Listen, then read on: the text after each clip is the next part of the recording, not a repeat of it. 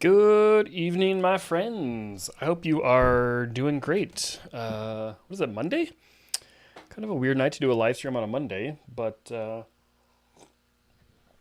thought that we should. Thought it'd be a good little chance to chat about the NAR settlement that is happening. Let me just double check here that we're rocking and rolling on all the platforms. This is going to be live on Facebook and YouTube. Oh, we are. All right, there we go. Also, new setup. So if you haven't seen, this is only my second live stream in the new office. So this is we're still working out the kinks a little bit. So if there's any issues, will you let me know? I got to know. Last time there was tons of technical issues that I wasn't aware of until the end of the stream. So that was kind of a bummer. But I think we have them worked out. We got some fancy new graphics. Have you guys seen our fancy new graphics? Well, it was in the pre-roll. Let's see. Maybe I can show you another one real quick while we're getting some people signed in here. Here we go. Let's see. Ooh, pretty fancy. It looks like it might be skipping a little bit, but anyways, fancy new graphics and the new office. So we should have a good little night. So first of all, let me know where you're watching from. Of course, I want to know that. Excuse me. And then if you have any questions on the NAR lawsuit, so the only thing we're going to be talking about tonight the whole time is going to be the big NAR settlement that is all over the news. Honestly, most of the news is poorly reported or inaccurately reported, insufficiently reported. So we're going to hopefully set the record straight. Some of you have no idea what we're even talking about. That's fair too. Fortunately for you, you've had your head under a rock and haven't had all the drama on your news feeds, which I have. Probably just being an agent, I get to deal with that more often. But in any case, let us know where you're at watching the live stream from. We've had clients from all over the world. YouTube has been about 3/4 of my business, 2/3 of my business last year, and it looks like it'll be at least that much again this year. So really, really cool to get to help people from all over the place. So let's just get into it. We're going to start rocking and rolling, just talking about NAR settlement. So in case you missed the whole thing, let me get you caught up to speed. A bunch of home sellers from around the U.S.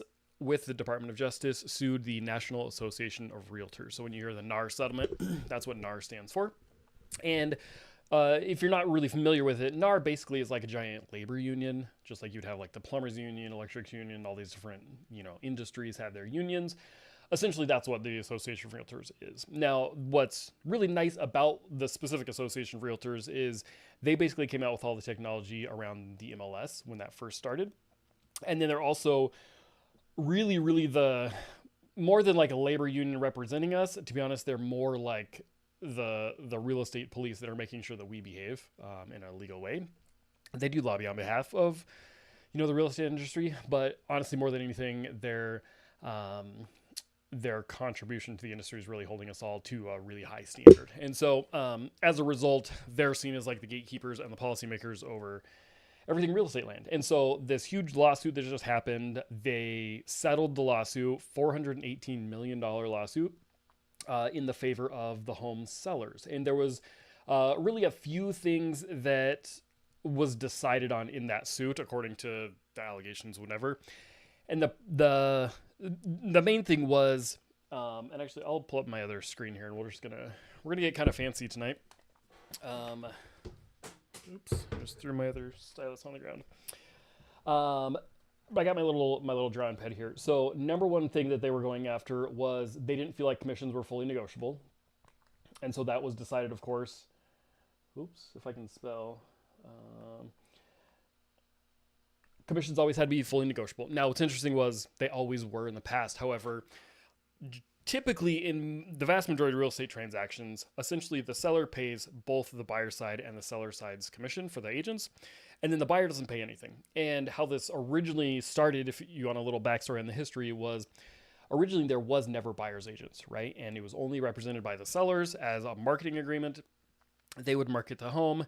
They would get paid something around 5 to 6%. I'm not promoting any certain number, legal disclaimers, all that, but that's kind of the traditional range. Personally, I've seen colleagues list homes between 4.5% and about 8 or 9% in Minnesota that I've personally worked with. So it's not just like the rumor mill, like that's a wide range of where commissions usually fall. So over time, listing agents started to get smart and they realized, hey, buyers started to get smart and say, hey, they're represented by an agent that's a professional negotiator. I should have somebody representing my side too, right? It's kind of like going to court and the other guy has an attorney and you don't, you're obviously going to get railroaded. So buyers didn't like that. So buyers started to hire their own real estate agents.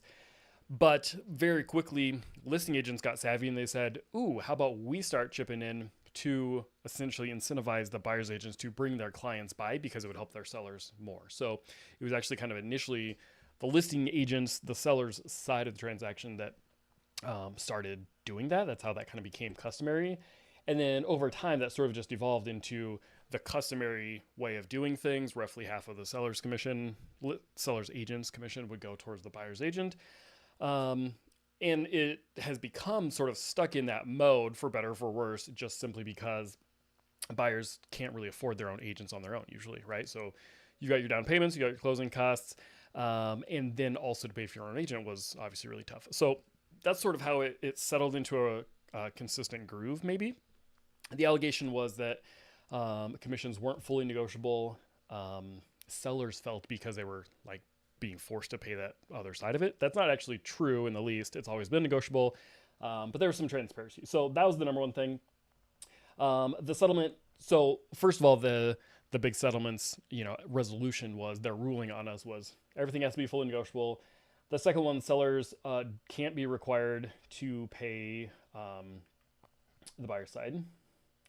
Ooh, my scribbles are really great tonight. Okay. Agent. What's really funny about number two here is not being required to pay the buyer's agent's commission. The reality is actually the minimum requirement that has existed from all, as far as I'm aware of, was $1. So that was the maximum the minimum that was required to be paid towards the buyer's agent's commission. However, interestingly enough, that gets paid out of the seller's side commission. So the seller and their agent will negotiate whatever's paid of, and then that minimum $1 came out of the agent's pocket anyways. So it really did come from the sellers anyways, but in any case, they just want to clarify that that was the case as well. And then transparency. I am just scribbling super good for you. Maybe was this flatter? Maybe this will work better. Sellers wanted more transparency because apparently in certain states, I don't know which ones to be honest, but it really wasn't clear who was getting paid what by whom in the transaction. And so I think that's a really good thing from this lawsuit that they wanted things spelled out a lot more in black and white. Interestingly enough, in Minnesota, we are all about disclosures. There are so many different forms and checkboxes and all the different things to clarify that. It's been super transparent in Minnesota for quite some time, about 2 years ago maybe. They updated some additional forms, even more clearly stating who was getting paid from who for what, when buyers were or weren't responsible for their agents. And so transparency really isn't a big issue that we've had in Minnesota, but around the country nonetheless, here we go. And then the number 4 thing was ensuring the buyer gets fiduciary duties. Now, if you don't know what that means, basically, fiduciary duties means that I'm required by law to put my buyer's interests before myself, right? So what's bizarre to me is like lenders, for example, don't have to function as a fiduciary. Most of the other professions in the country don't actually operate as fiduciaries. Certain financial planners do, but most don't. Like insurance people don't, a lot of those. what's good about once you actually sign a buyer representation contract with your agent, it locks that agent into providing you that selfless fiduciary responsibilities. And without that, the buyer really doesn't have any recourse if the agent doesn't treat them in that way. So primarily in the past, most agents, at least in my experience, we don't necessarily force the buyer to sign a buyer rep contract right off the gate. Like after our first meeting, usually we'll show them a few homes, and then maybe like when we're making our first offer, then we'll require them to sign a rep contract. It's kind of better for the buyer in the sense that they're able to like test drive the car before they buy it. You know what I mean? They can see if they like their agent, if they feel they're professional, if they're responsive, they're communicative, if they know what they're doing. So it was actually sort of a great thing for the buyers to be able to like test drive their agent, if you will. And so in that sense, I think it was better the old way. But obviously, if you don't sign that rep contract, then buyers aren't represented, but they felt that they were, or it was like an implied agency, it's called. And so, in any case, that was the big no-nos, and those are the 4 things. So, for those of you that are just tuning in, we've got a handful. I would love to know where you're watching from, and then if you have any questions on the NAR settlement, that's what I've just barely started going over now. I'll recap what we just talked about before we get into how it's going to affect people a little more often. But if you're just tuning in, $418 million lawsuit between home sellers and the National Association of Realtors, NAR, which is what they settled for. And the things that you can see on the screen right here is basically what the goal of it was, what the outcome of it was. They wanted things to make sure that commissions are always fully negotiable. Number 2, that the sellers are not required to pay the buyer's agents. Number 3, additional transparency. Number 4, ensuring fiduciary duties for buyers. Put that on there.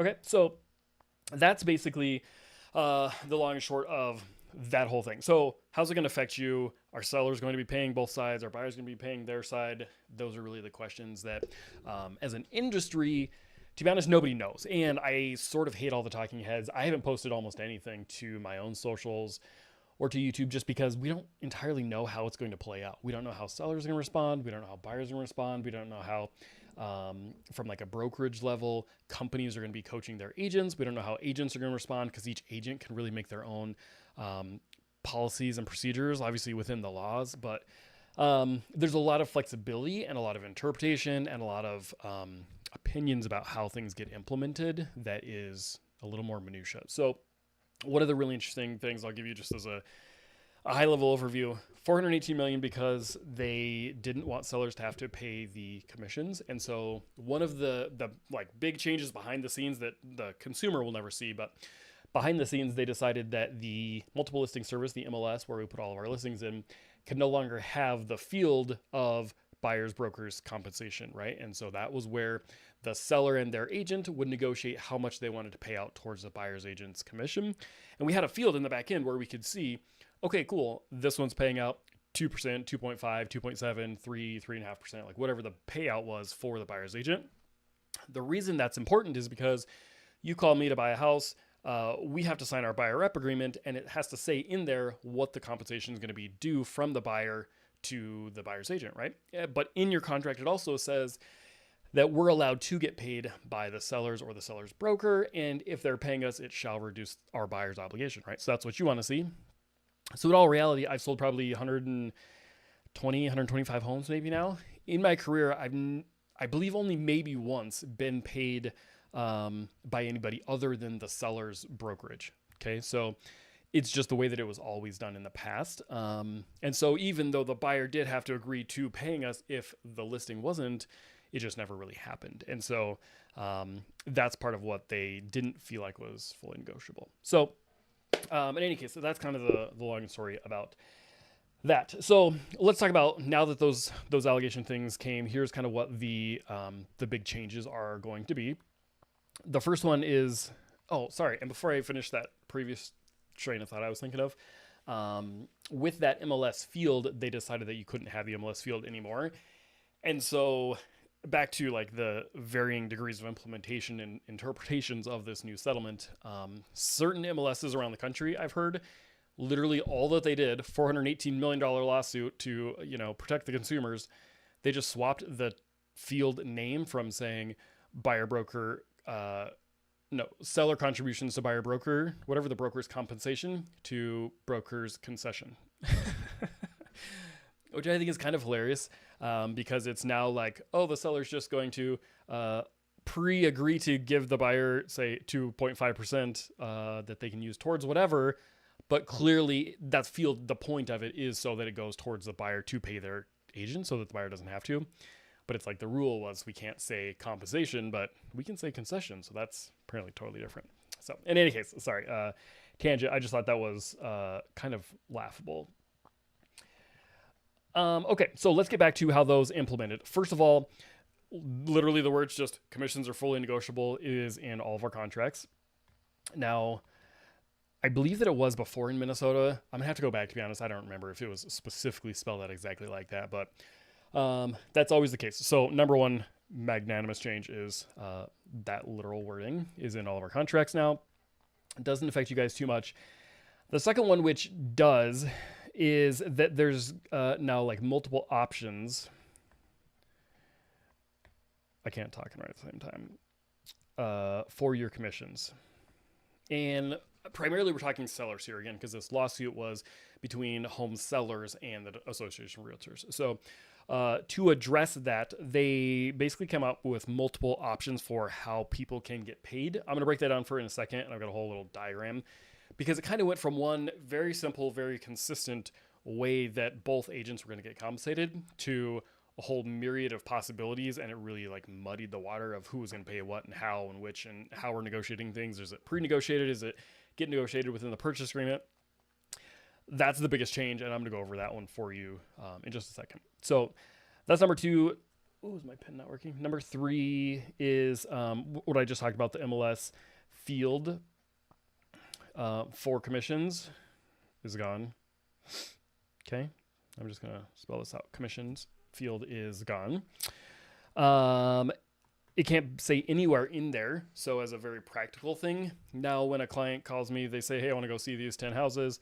I have to literally call, text, or email every single one of those agents every time and say, hey, what's your seller paying out? What's your seller paying out? And then it's the same difference, I would kind of think. But for whatever reason, they decided we can't have that field in the MLS to just streamline things and make it efficient. So super inconvenient for us. But in any case, and then the last thing is we have to have that buyer rep before showings. Okay. So that's the gist of things. So let's talk a little bit about how things were traditionally done. If you're just tuning in, we got a whole handful of people on between Facebook and YouTube. So let me know. Would love to see where you're tuning in from. And if you've got questions, for sure, hit me with them. Otherwise, I'm just going to like try and explain this thing in the most linear fashion I possibly can. But so let's break apart for those that don't totally understand the traditional way that sellers would pay their agents would just go strictly from the sellers to the seller's broker. Okay. And then just for total transparency, out of that, the seller's broker would then pay the seller's agent. Okay. So think broker is like essentially the head person at the office, right? So I work with Keller Williams Classic Realty. That's my broker or the brokerage. So if we take on a listing client, then they agree to pay our office a certain amount, and then I get paid a portion of that. Of course, the office takes their split. I get mine.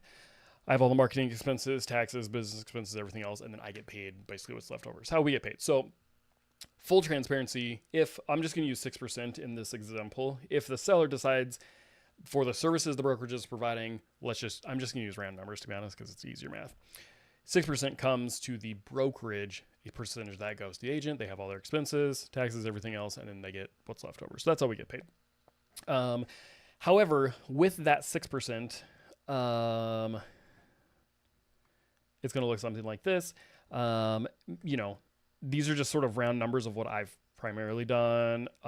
Maybe the most common numbers. I'm not going to say there's one set thing. It's fully negotiable.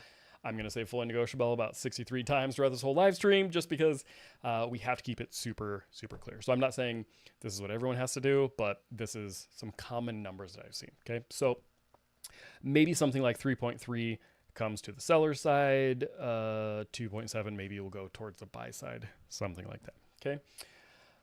So this is going to be fairly traditional. Now, like I said before, The buyer also has to sign a rep contract. Okay, just like up here at the top, the seller does. They sign theirs. The buyer also can sign a buyer rep contract between them and their buyer's broker. Okay. And they have to agree to whatever the agent's commission is, right? I will present you with what I provide for my buyer rep services and what the cost is going to be. You decide if that sounds fair, fully negotiable. We can work out whatever arrangement sounds fair to both parties. And then we'll sign that buyer rep contract. Okay. So that's how you formally hire your agent. And then within that contract, it's also going to say, okay, if the seller pays, obviously. But if that seller is going to pay all that 2.7, you don't owe anything as the buyer. If the seller is going to pay out 2.5%, then you only owe 0.2 or whatever the difference is, right? And that's the case in that scenario that 120 something transactions, I think maybe once has that not been the case where the seller pays out the 2.7. Okay, so this is, I'm not saying the way it has to be done. This is just how it is almost always traditionally been done. And this is what really got shaken up. So now then, let's break into all the 523 other ways that that scenario can get played out, okay, with this big lawsuit. So you've now got the seller, okay, and then you've got the seller's brokerage. I'm just going to have to start using some initials here, okay. They have a listing contract between them, and one scenario can be that they're still paying out that 6% like they always were. And then you've got the buyers, and you've got the buyer's broker. All right, cool. And then they've also got a contract, and let's say it's like 2.7. Okay. So in this scenario, a very good percentage of the time, let's say the seller broker is going to pay out their seller's agent, okay, some percentage, whatever their number is, and then they're going to pay out some other number to the buyer's broker, okay? So when that happens, then that one's kind of null and void. The buyer doesn't have to pay anything, right? Fairly simple. Oops, how do I do my eraser? Here we go. Okay, so now then, let me erase this. Here's some other scenarios that we can bop through. So if the sellers would like to, why is my pen not working? Hold on. If the seller wants to, they can just do the listing side commission to their seller's broker, okay? And the sellers can choose, just like they have in the past, but it's broken out a little bit more granularly. But in this case, the sellers can choose to do nothing towards the buyer's broker's commission, at which point then the 2.7 would still be due from the buyers to their buyer's brokerage, okay? This I would say is sort of like the complete opposite of the previous scenario that has most commonly been done. And this is sort of the more nuclear option. Now, certain sellers will opt into this option. They'll simply say, I'm not paying anything, period, towards the buyer's brokerage. Perhaps their listing agent doesn't really explain it in a way that they understand. They don't understand that they got their buyer broker for free, and then now they're also paying out now. Whatever it is, for whatever reason, the sellers can choose this option. They can do nothing, and then the buyer would have to pay, in addition to their down payment, their closing costs, they'd also have to pay for their agent's commission. Now, full disclosure, if you hire a great agent, it's absolutely worth the money, and I don't want to make this about like, oh, we're so valuable, you should totally pay us what we're worth, right? Just today, for example, I've got a client that I saved like $3,400 because of a fee that was trying to get tacked on, right? I got to leave it vague for their sake, but it was like, oh, hey, by the way, if you don't have somebody checking your contracts, like that's what happens, right? I've walked a client through negotiating on a roof not too long ago, and it was like a $60,000 roof that they were going to be on the hook for, had like windblown shingles off of it. The buyer would have had no idea. I had another one. It was kind of a large ticket item. I negotiated him $175,000 off the sale price of that property loan because it was overpriced, right? So then in that case, it's like, if you have an agent that's doing their job really well, they can at the very least make the whole process a whole lot more simple and streamlined. And also realistically, they're probably going to save you a ton of money negotiating down the price, knowing how they can get certain incentives thrown in or like whatever. Okay. So I'm not saying that it's unreasonable for a buyer to pay their own commission. It totally is.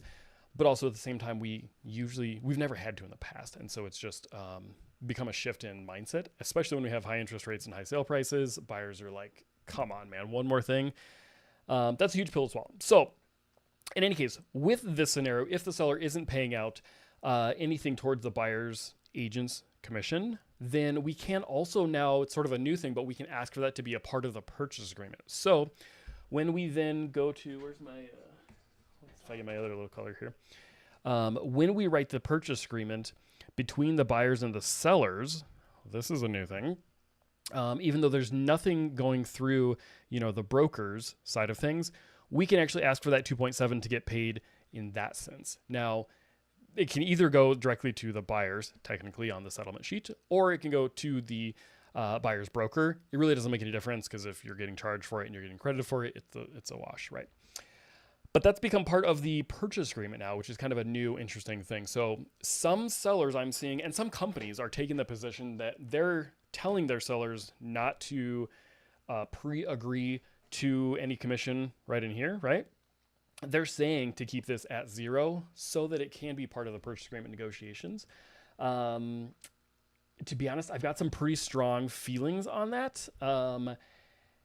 I don't like it at all, if I'm completely candid with you, and I don't really share lots of personal opinions necessarily. This is one that I will say, what that's going to become, if it's not careful, is all of a sudden my income putting food on my table is going to become part of whether or not you get the house. And so I think that's actually super unfair for agents, especially the newer or younger agents or the agents that aren't doing a lot of business. For them, let's say, the seller's only willing to pay out 2% right here. Oops. Let me clean that up. Okay, so let's say the seller's only paying out 2% here. That's like the bottom dollar. We can't get him to negotiate anything higher. The buyer right here has still got to come up with another 0.7. Well, what do you do if the buyer doesn't have that money? Right? You're only 0.7 away, right? But at the end of the day, like, all of my expenses stay the same. So literally everything that comes off the top is profit, which is me putting food on my table at home, right? It's paying my own mortgage payments or gas or whatever. So that's what's going to become really awkward and uncomfortable. I think that most good agents are sort of going to draw a hard line. They're going to decide whatever their minimum is that they expect to get paid. And then it might fluctuate a little bit based on the client. And like, okay, if I've shown you 10 houses and you get your first offer accepted, maybe we can be more lenient with that. But then I've got clients that I've seen 30, 40, 50 houses with across 2 states, in like a 2-hour radius. That's been like hours and hours and hours and hours and hours of time. So, at the end of the day, the buyer's agent, whoever that would be, this number doesn't change, the 2.7 or 2.5 or whatever you've decided between the buyer and the buyer's agent. That number, does not change regardless of what this does. And so just like in the past, then the buyer does need to be aware of and prepared for coming up with that difference, because that doesn't happen. And if the buyer doesn't have that difference, they're not going to be able to move forward with the purchase. It's really how that plays out. So that's kind of the gist. Like, there's a few sort of little additional nuances. Technically, let me clear this out. Technically, that 2.7 can be part of that purchase agreement, but it can be negotiated this way. I don't think there's any real difference. I'm not sure why they put that way on the forms, but you can do that one as well. If they want to do it that way. I don't want to get ahead of myself. We'll talk. Okay, let's push pause. Did all that make sense? First of all, there's a handful of you on between Facebook and Instagram, Facebook and YouTube. Let me know your questions. I want to push pause before we just roll through things too much. Do you have thoughts? Do you have feelings? Do you have concerns? Let me know. Somehow the chat's been super quiet. You guys usually take a while to warm up. So, I need some tea. How do you guys feel? Do you understand it? Do you see where it's coming from? I need some feedback. Do you guys like my mug, by the way? This is from Osceola, Wisconsin. We took the kids on a little hiking trip over there.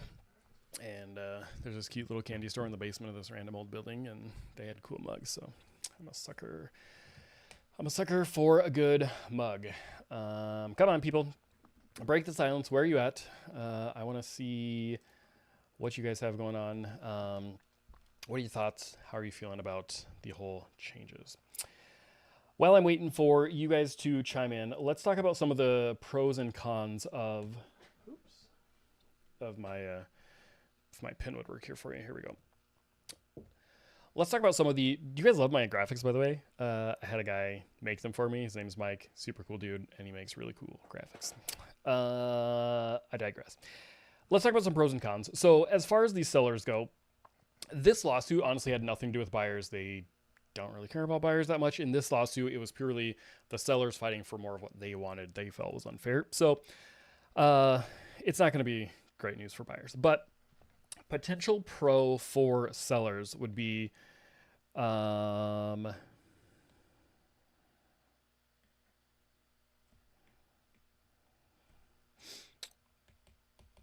I can't talk and write at the same time, so here we go. Okay, so just like in this previous scenario, be saving the buy side commission dollars if there is no buyer's broker. Now, this is one that always confused me a little bit, and I actually agree with this one. I think it's perfectly fine.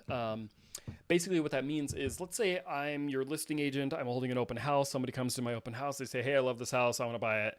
I don't have an agent. I don't care. You can just write up the contract. Then in that case, as your listing agent, I have to write up the contract on their behalf. Normally, that would be done by the buyer's broker. If they don't have one, fine. It's part of my job that I'll do that on your behalf as a seller's agent, right? Not a big deal. Don't mind. In the past, however, okay, so let's go back to our little scenario up here, right? In the past, if there was no buyer's broker paying out, then there's none of this side, and I just get the whole 6%, right? In my entire career, I've personally never once had this happen. So it's not very common at all. I will say it's more common in rural areas. So I've got a buddy who I won't name just in case he happens to pop on the stream or something. Love the dude, super good agent.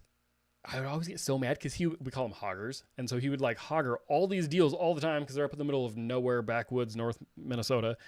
And he would get both sides and he would make double like every time. And I'm like, bro, you don't even do nearly double the work. It's definitely additional work, babysitting the buyer side, writing up all their paperwork, babysitting their lender, everything else, right? It's definitely more work. But I'm like, bro, you don't deserve 6% or 5% or whatever he was charging, right? So I do think that's a pro for sellers. I think that is very reasonable. That's something that we actually manually wrote into contracts in the past. If sellers brought it up, I'd be like, for sure, I'll knock 1 or 1.5% off or something if I'm not dealing with it, maybe even 2%.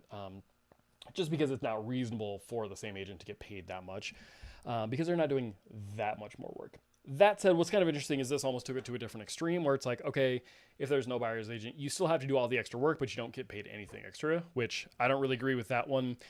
Again, it's never once happened in my own career in 8+ years, so I'm not really losing sleep over it, but I just think it's kind of silly that, you don't get paid anything additional. I think if I was in that scenario and I was really getting pushed for it, I would probably have to have a little fully negotiability in that conversation. But so anyways, that's the one pro that I do see in this scenario. Now, let's talk about some cons.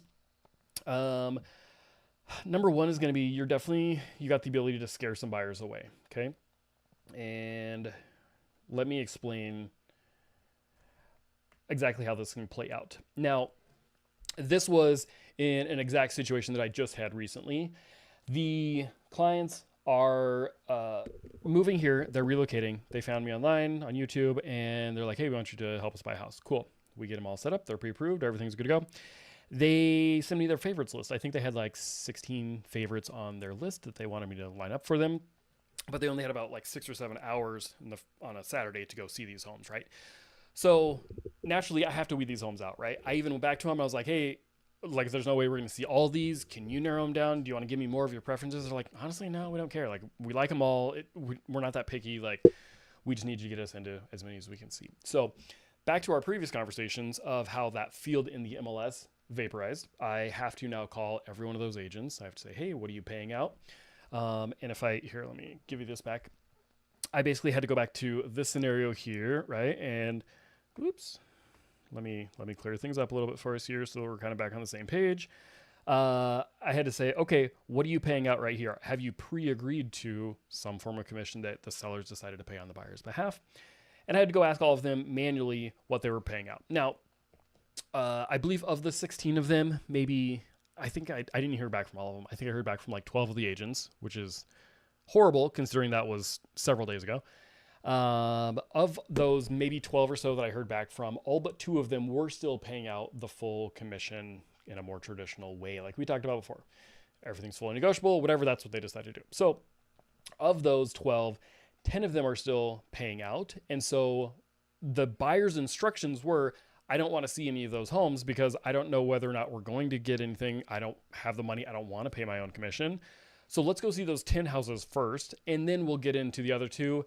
If we don't find something we like, if we make an offer, it isn't accepted, whatever, then maybe we'll come back around to those other ones. Naturally, as you're going to see, if we're going out like on a Friday or a Saturday, we're going through Mondays, we're negotiating a different offer, maybe on one of those other 10. Then we don't get it accepted, we hear back by like Monday or Tuesday, whatever, then maybe we're going to make an offer. Or then maybe we're going to set up a showing to go see that other one on, Wednesday, Thursday, Friday of that following week when their buyers are available again. So then naturally that properties are going to have an additional week on market. So when I say we're going to scare some buyers away, that's the exact scenario that I'm talking about. This isn't like a hypothetical, maybe we will or we won't. No, like buyers are serious. And if they're serious, they're motivated, they're ready to go. I think a lot of them are going to request from their agent that they simply don't show them homes that don't pre-agree to that amount. And it's a little bit tricky because some of the agents that responded back and I said, okay, cool, we're going to have to skip yours for now. But if you guys decide to agree to a commission payout in advance, please let me know if the seller changes their mind. And some of them were upset and they were confused and they're like, well, why wouldn't you just come show it anyways? I'm sure the seller will probably be willing to. It's all negotiable. Let's put it in the purchase agreement, right? That's the new way we're doing things.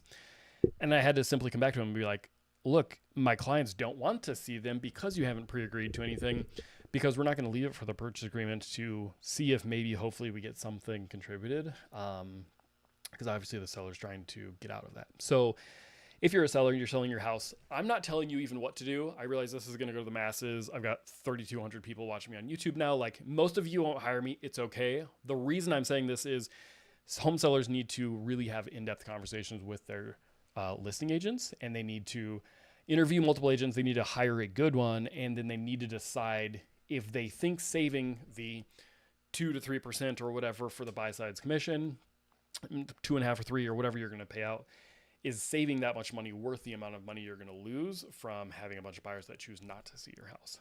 I think you're going to lose a lot of money, but time will tell. And ultimately it's your gamble as a seller to decide what you guys want to do. So that's going to be the number one thing that I see happening.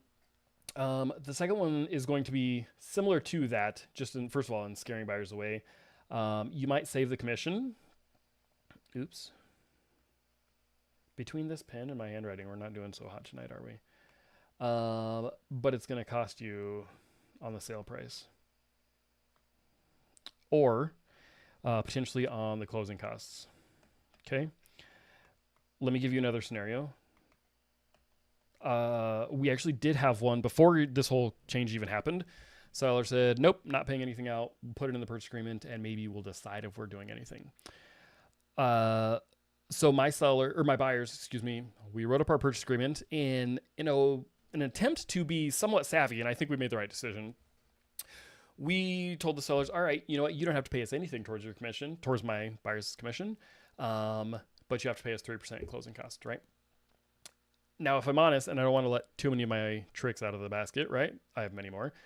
But in that scenario, my buyers didn't need anything for their own closing costs. They had plenty of money, cash in the bank for their down payment, their own closing costs, but they weren't going to be paying their own commission. And so because every other house we've looked at, they've never had to. So if you're actually comparing apples to apples, you're the same price as all the other ones, but now this one's not paying out the commission, that buyer's going to have to pitch in their additional money.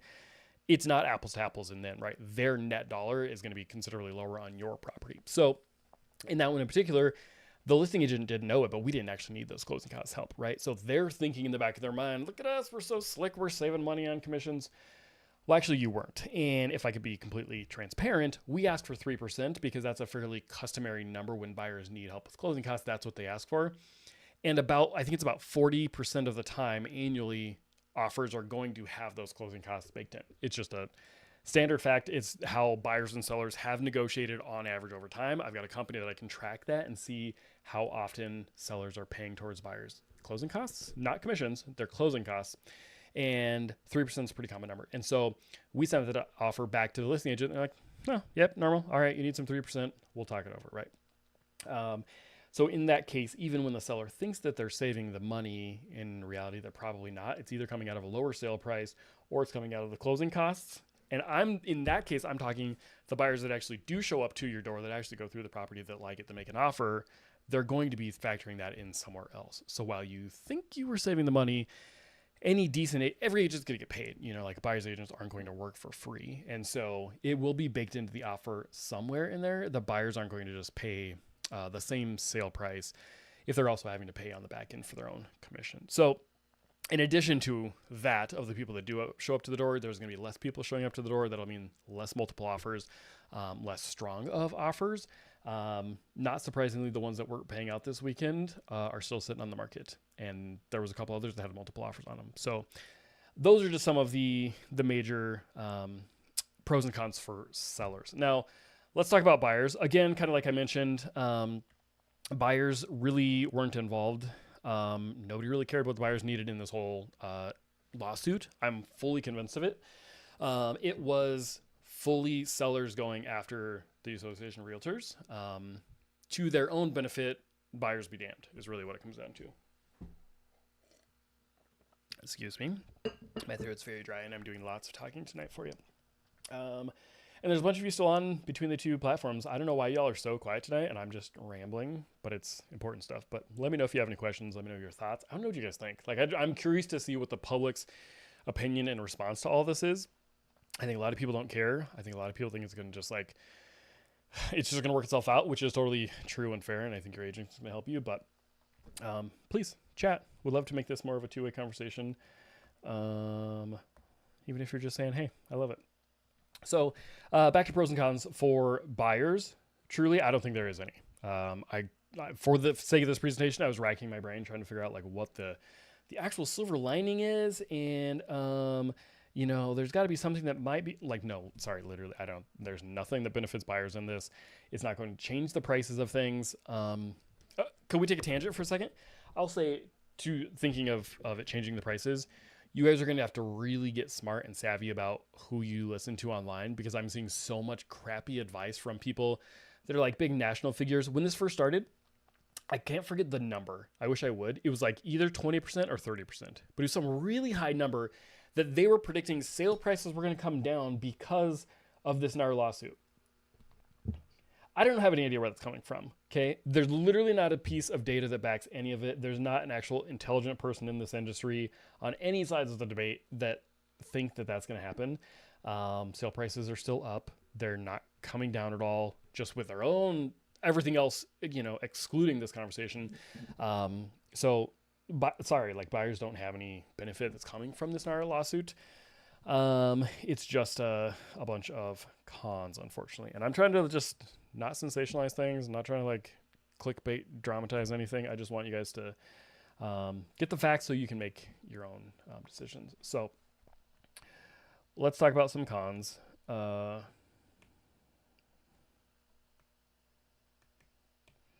Okay. It's just the obvious one. Obviously, it's in that scenario like we had talked about before. Let me scroll up for you. It's if sellers are deciding right here that they're going to pay nothing, then you'll be responsible for the entire thing. Obviously, we are going to always be factoring that in. We're going to be asking for it within that purchase agreement. I'm going to be working within the PA to get you, if it's 2.7 or 2.5 or whatever your number is.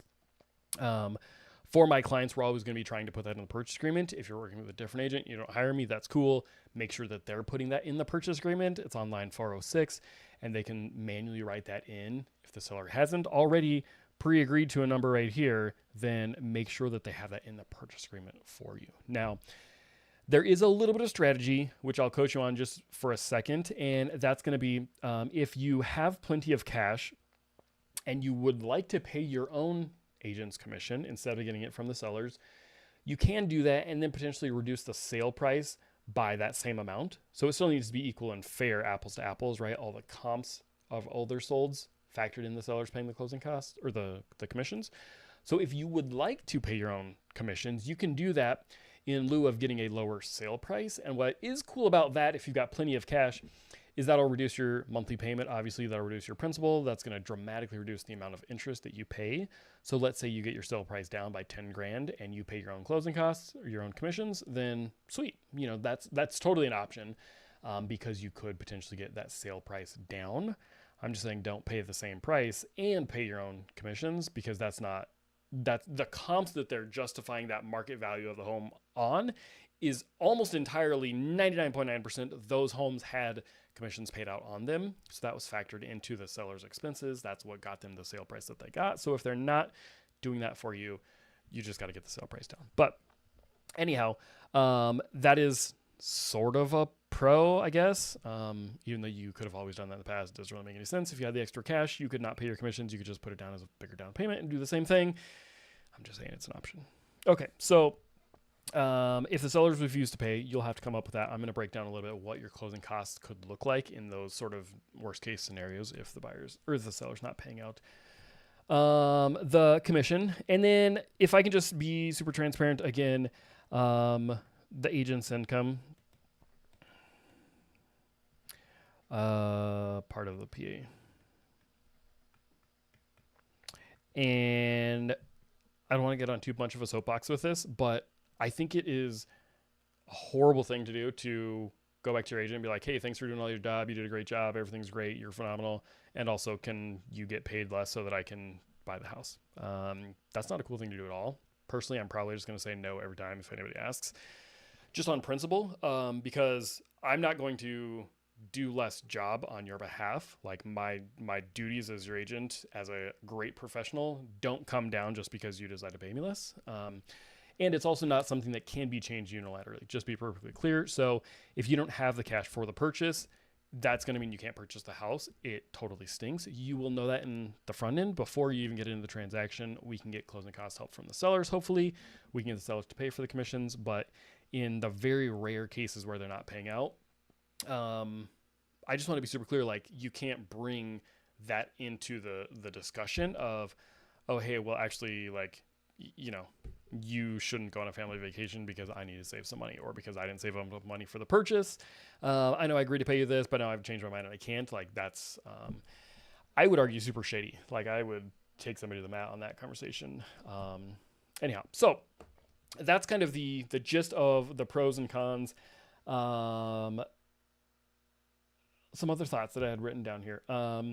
Again, the MLS can't any longer show that buyer broker commission field in the MLS. So we'll have to research those manually. So if you're working with a different agent, just make sure that they're having those conversations. I've got a listing of mine right now. I've got buyers agents, that are showing the property. They haven't reached out to me. They don't know whether or not we're paying out a commission or not. So that's kind of a terrible strategy, because in reality, we are, in this instance, the seller decided to.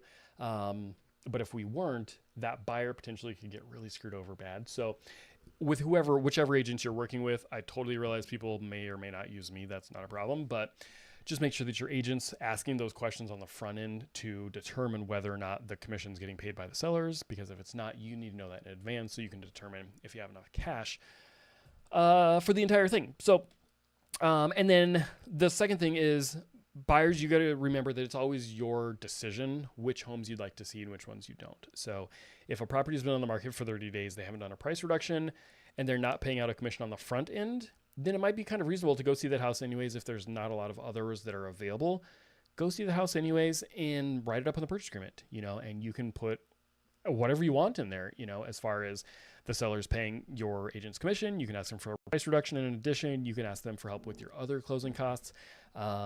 It's still fully negotiable. So I'm not saying you shouldn't go see homes where the seller and their broker haven't pre-agreed to paying the commission. But I will say, in most cases, when you're motivated or serious, you got to go. Personally, you're just going to have to decide if you want to hope on a whim and a prayer that the seller is going to feel like paying out the buy-side commission or not. Because if the answer is no, then there's almost actually no reason to go see it. Some would argue. So anyhow, that's that. Let's break down the costs really quickly, and then I've just got like a couple things. But let's break down the costs of what that actually look like, because I think sometimes buyers don't totally understand when we're using all these big terms. They all sound like commissions, concessions. Let's talk about what that means. So when you're buying a house, you first got your down payment. Okay. This is the number that lenders are going to mostly use. And they're like, oh, it's only 3% down. It's only 5% down. That's stupid. You can't only look at that number because it's only one of many. But generally those are going to start around 3 to 5%. This will depend on the loan type. And there are totally down payment assistance loan options. So if you're short on cash, you're stressed about this whole thing, this whole idea, this might become a good scenario where we actually use down payment assistance to help you with your down payment, especially in the uber rare case where you might have to pay your own commissions. That way we can essentially just rearrange some money on the board. It would mean that your principal and your payments are going to be a touch higher because you're going to have a higher principal balance for that mortgage. Down payment assistance is an option, but generically speaking, on most like normal FHA conventional types of loans, you're going to be somewhere in between 3 to 5%. Okay. Then you'll have your other closing costs for the purchase. Okay. My handwriting is not improved this evening. That's going to be somewhere around 3 to 4% of the purchase price. Okay. If you're looking in the lower price brackets, you're going to be mostly towards 4. If you're looking at the upper brackets, you're going to be closer towards 3. Okay. So what are the other closing costs involved? That would be like all the title fees for the title company. That would be any lender fees that are paid to them if you're buying any origination points. That would be property tax, escrow setups. That would be homeowners insurance premiums, any of the like random fees or costs that are associated with it. Your lender can give you a more specific ballpark of what that is at the beginning. You get a pretty accurate quote once you get a property under contract, and then you get an exact quote a few days before closing. So in the back of your mind, I would keep something like 3 to 4% in your mind for what those other closing costs are. I'm going to come back to something. Just had a really good idea. So then, I can't even spell either. And then the possible, new problem entering the chat. Okay. This is the one that basically didn't exist prior to for buyers. That would be if there's any agent commission involved. Now, I have absolutely no crystal ball. We're all kind of just making this up and adapting as we go and trying to figure out what the new normal is going to be. I still hate that phrase. Thank you, COVID. But we're still trying to figure out what the new scenario will be. But I honestly don't think it's going to be very common that buyers actually have to pay for their own agent's commission, either because I think almost half of sellers will pre-agree. I've heard like 2/3. We'll say pessimistically, maybe half of sellers will pre-agree to paying out towards the buyer's agent's commission on the front end.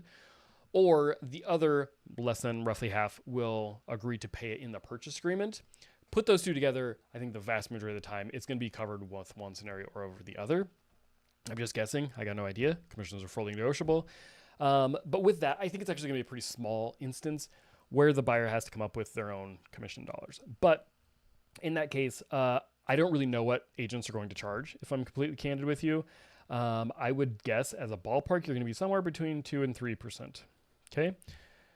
Commissions are fully negotiable. They're not set in stone. Have I said that enough this time to not get myself sued? Somewhere between 2 and 3. I've seen higher. I've seen lower. I haven't the slightest idea, to be honest. It's kind of like for sale by owner a house. I mean, if you want to go buy a house without an agent, you're crazy, but knock yourself out. You can do that and skip it. It's insanely difficult and insanely risky, and I wouldn't do it for a second, but just full transparency. Now then, why don't we talk about for a half second? Am I going to run off my screen on you? Oh, it's going to get close. Let's talk about what the sellers can actually pay for. Oops. Come on. As part of those negotiations. Okay. So on the right side of my little T here, sellers cannot pay for your down payment. They can't pay for anything towards it. They can't contribute towards it. If you need help with your down payment, we have down payment assistance loan programs that your lender can get you information on. There's Minnesota Housing. There's different grants and different programs that you can get down payment assistance options on if you need to save some cash. But none of that can come from the sellers ever that I've ever seen. You could potentially get down payment assistance help from a relative, a family member. You got a rich grandma that passed away and they want to, give you some inheritance. You can do that, but you can't get it from the sellers. Okay. Second thing, as far as closing costs, yes, you can get closing costs help. And I'm actually going to delete that. You can get closing costs help. There's certain loan programs, which I don't suppose one of my lenders is on with us tonight, but there's certain loan programs where you can only do 3%. And then there's others where I think you can do like a max of 4%. So essentially we can have pretty much all those closing costs covered by the sellers potentially. Now, if the property's been on the market 30 days and they haven't done a price adjustment, you're going to have a better chance of getting these things accepted. If the home is brand new on the market, it's competitive, there's multiple offers, you're not going to get these accepted, or you're just going to have to raise the sale price to offset the amount you're getting help from in closing costs. But generally, I just tell buyers don't assume that you're going to get that paid or help from the sellers for it. But technically, it is possible to get the sellers to pay towards your closing costs. And then also as far as commissions go. Now, this was a huge, people were like stressing out so much because the federal government and their backing of loans and all the different rules and regulations I couldn't even tell you about in depth. I'm not a lender. Okay, I'm just a real estate agent. But there are specific regulations of how much the sellers can contribute towards the buyer's costs to purchase the home. Basically, none of that can ever come from the down payment. But when they cap you off at like 3 to 4%, the question was like, well, what do we do if all of a sudden our buyers need, say, 3% for their closing costs, and then they have to come up with their own agents 3% or whatever? That's where the sort of stressor became. I think it was it Fannie Mae, Freddie Mac, one of them, or both of them, whatever. They stepped in and they said, okay, if it's going towards agents' commission, we're bypassing those other limitations that were previously on it. So that was a huge help for buyers. Buyers can still get the contribution, towards those closing costs, and it won't count towards the agent's commission. So that's the super good news. There's kind of a breakdown. Take a screenshot if you want to, snap a picture of this. But that's a pretty good ballpark for how much it's going to cost to buy a house in Minnesota. And then whether or not you even have any of that agent commission, again, I think it's pretty darn unlikely, but only time will tell. Certainly right now, while we have listings that were on prior to this change, pretty much all of them, most of them are still paying out something. And then, of course, we're going to fight to get them negotiated within your purchase agreement offer. Oh, yes. And then, of course, the last thing that we must talk about, and that was number 4 on our list, was you have to sign a buyer rep agreement before you can start showings. Now, I've already shared some thoughts on this. I'm seeing new people are logging in between Facebook and YouTube. You have to sign a buyer rep contract, representation agreements between you and the agent. It's got to have a specific time frame. Typically, we would do 6 months in the past. I don't really foresee that changing, but 6 months should be plenty of time for the buyer to get a property under contract and closed. And that's what locks the agent into providing those fiduciary duties. So buyers like it in that sense. That's the point of the lawsuit, was the courts decided that with agents not signing buyer rep agreements right up front, it was implied that you were represented. It was implied that the agent owed you fiduciary duties. But then if something went wrong, they could just say, well, you didn't hire us. We don't have a contract, so I didn't have to provide you with any fiduciary duties, right? So that is good for the buyers in that sense. It's kind of bad for the buyers in the sense that you don't get to like test drive the car at all. You have to really know who you're hiring, be confident in them. I think that, when somebody goes to hire a listing agent fairly regularly, unless it's somebody you've known me for a while, you really feel confident with the agent, then you're probably going to be interviewing multiple agents. Maybe a couple, 2, maybe people do 3, something like that. So that's how they've always done it with listing agents before. I don't think buyers are going to go that extreme of interviewing multiple agents, if I'm going to be completely honest, because I think people are just lazy and they just don't want to, and it's really inconvenient. You don't want to go have like an awkward job interview of like, okay, tell me how you're worth your money. Like, no one's going to do that. But I do think that buyers are going to be more savvy. They're going to have bad experiences with their agent more often. I just had actually a colleague or a client of mine text me. He was like, hey, do you have to sign a buyer rep contract up front? And I was like, yeah, sorry, it's the new rule. That's the law that went into place. And he's like, oh, that sucks. My friend just bought a house with somebody else. They were telling me they absolutely hated their agent, and it was like a horrible experience. So that was a pretty interesting, timely, instance where you're locked into a contract with an agent. So if things go south, you don't like them, that gets really awkward.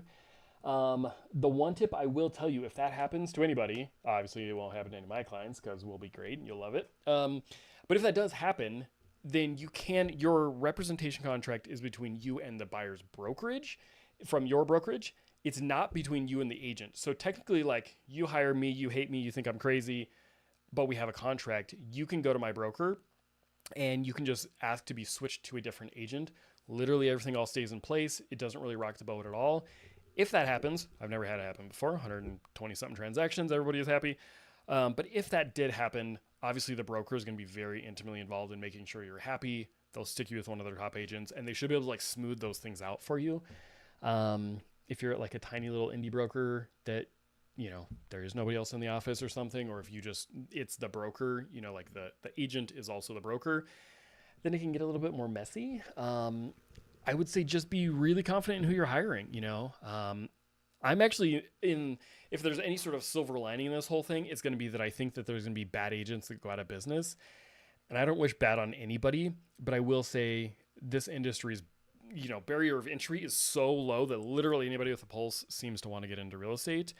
It's a really hard industry, and it's a really hard industry to get very good at. And so, consumers just need to be more aware. I think they're going to be forced to become more conscious of hiring good agents, not hiring the bad ones, not hiring the part-timers that have no idea what they're doing, not hiring the 80-year-old person just because they've been doing it for 30 years, when in reality they sell 2 houses a year and they just are super antiquated with everything they do.